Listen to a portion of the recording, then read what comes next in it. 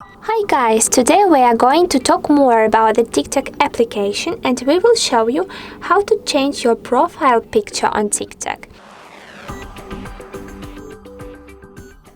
So let's go to this app, click on it one time. As you can see, we are on our profile page and tap on our current profile picture at the top of the screen.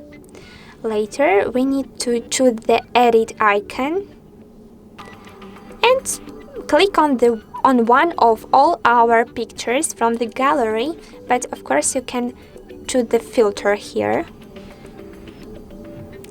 Yes, it's the friend's logo, so let's move it a little bit to crop in a good way.